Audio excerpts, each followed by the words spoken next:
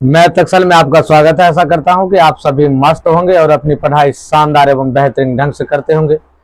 चलिए class 8 chapter number 8 के introduction को चलते हैं। एक चर वाले रेखिक समीकरण।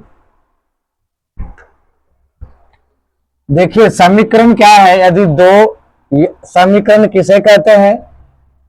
देखो यदि दो बीजीय व्यंजक चर के किसी विशेष मान के लिए बराबर हो उसे हम क्या कहते हैं, समीकरण कहते हैं।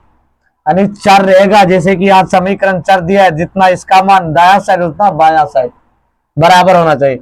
रेखिक समीकरण दोनों बराबर बीजीय व्यंजक एक घाती हो, यानी ये घात, इसका जो है घात देख लो, इसका घात क्या है ना, कुछ है तो एक है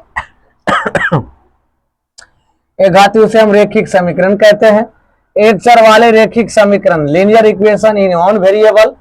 अब देखो यदि एक घाती बीजीय व्यंजक में सिर्फ एक चर हो तो इस समीकरण को एक चर वाले रेखिक समीकरण कहते हैं।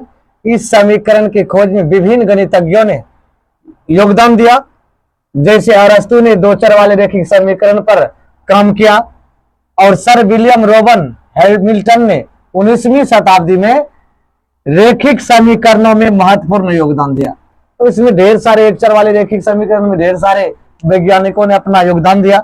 जैसे 3x + 1, देखो ये घाती है, इसका घात 1 है। 4x + 6 = 8, इसका भी एक घातीय है। 3x + 7 = 2x + 9, ये दोनों एक घातीय है, बराबर है। बायां पक्ष ये बराबर नहीं है, लेकिन मान रखने पर दोनों बराबर हो जाएगा। x/2 + 7 = 3x/5 आदि में x क्या है, समीकरण है।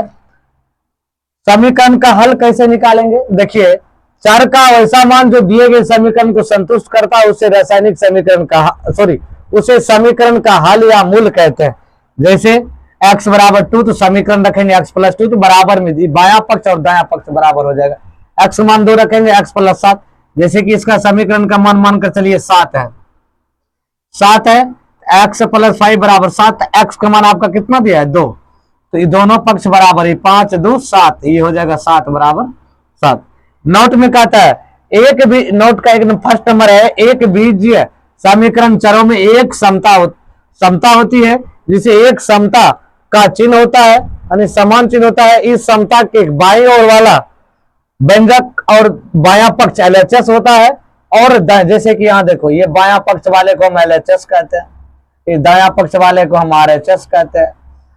तो और वाला व्यंजक, दाईं ओर वाला व्यंजक दायां पक्ष, यानी दायां पक्ष RHS कहलाता है।